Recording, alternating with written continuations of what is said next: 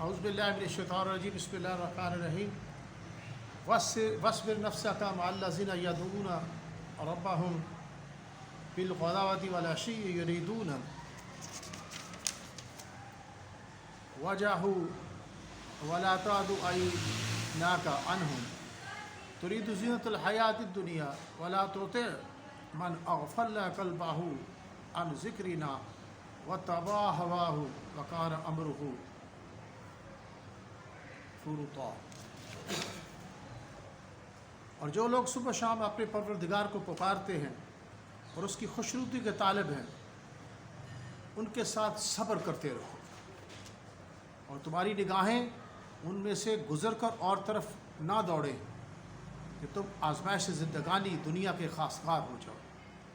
اور جس شخص کے دل کو ہم نے اپنی یاد سے غافل کر دیا وہ اپنی خواہش کی پیروی کرتا ہے اور اس کا کام حد سے بڑھ گیا ہے اور اس کا کہا نہ مانتا۔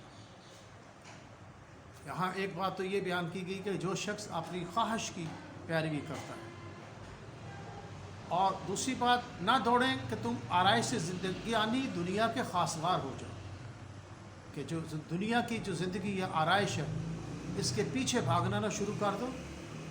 اور جس شخص نے دل کو ہم سے اپنی یاد سے غافل کر دیا ہے وہ اپنی خواہش نفس کی پیروی کرتا ہے اور اس کا کام حد سے بڑھ گیا ہے، اس کا کہا نہ مانا۔ مذمت کر دی گئی جو اپنی خواہشات نفسانی کی پیروی کرتا ہے، اور دوسری جگہ اس دنیا کے خاصگار نہ بن جاؤ پہلے۔ اور اللہ تعالیٰ یہاں خود نصیحت فرماتے ہیں کہ اس دنیا میں مال و دولت کی وجہ سے، جو میں پہلے بیان کر رہا تھا کہ غرور و تکبر جو آتا ہے جس سے احکامات چھوٹتے ہیں، اس کی وجہ سے اللہ تعالیٰ حکمت بالغہ اور کمال نصیحت کے طور پر اللہ تعالیٰ فرماتے ہیں کہ یہ جو دنیاوی مال ہے، ایک تو یہ وجہ بنے گا آخرت کے عذاب کی بھی ایسی، جب غرور و تکبر کیا جاتا ہے، احکامات چھوٹتے ہیں، اور پھر یہ دنیا میں انسان قلت کا بھی شکار ہو جاتا ہے، چھین لیا جاتا ہے، اور یہ دنیا میں بھی عذاب کی وجہ بن جاتا ہے اور آخرت میں بھی عذاب کی وجہ بن جاتا ہے۔ سورہ کہف میں 2 بنی اسرائیلی بھائیوں کا ذکر کر کے بھی اس میں فرمایا گیا ہے۔ اور جو شخص اپنی خواہش نفس کی پیروی کرتا ہے، بس اپنے نفس کے پیچھے چلتا ہے، جو نفس اسے کہتا ہے، اس کی سختی کے ساتھ مذمت کی گئی ہے، اور تباہی و بربادی ہی پھر اس کا مقدر بنتی ہے۔ سیکنڈ میں اس سے پہلے میں نے بتایا تھا کہ جہاں ایک توازن ہے اس کے، اللہ تعالیٰ یعنی کہ ہم اپنے کسب معاش بھی اختیار کرتے ہیں، دنیاوی مال کا حصول، ہر چیز تو پیدا اللہ ہی کرتا ہے، اللہ ہی رزق دیتا ہے، اسی کی پیدا کی ہوئی چیزیں ہیں۔ تو یہاں ایک اصول ہے، یاد رکھیے گا کہ جب ہم ریسورسز استعمال کرتے ہیں، وسائل استعمال کرتے ہیں، اس کی بنیاد پر جو مال و دنیا ہے یہ اکٹھا ہوتا ہے۔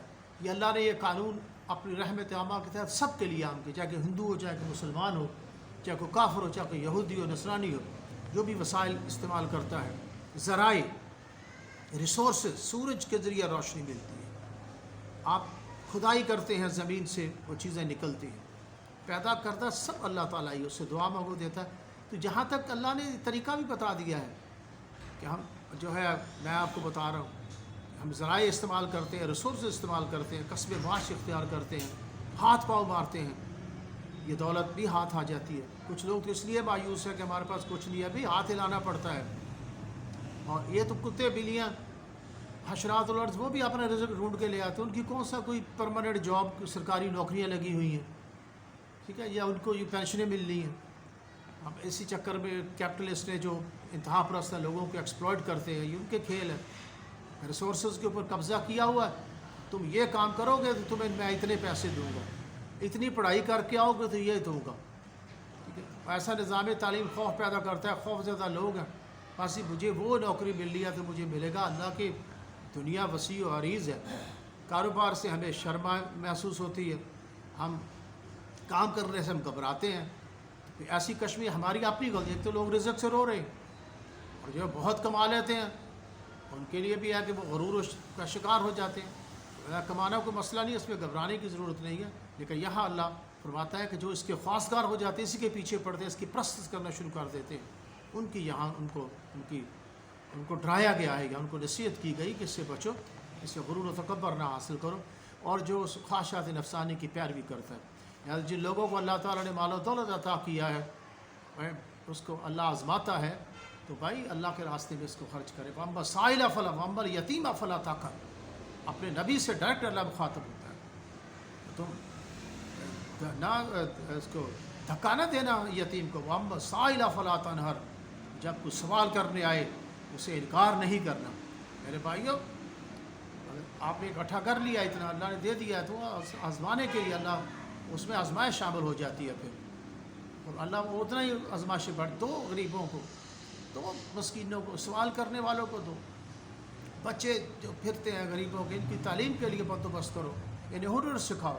بیواؤں کے لیے، ایسے جو ضرورت مند لوگ ہیں ان کے لیے.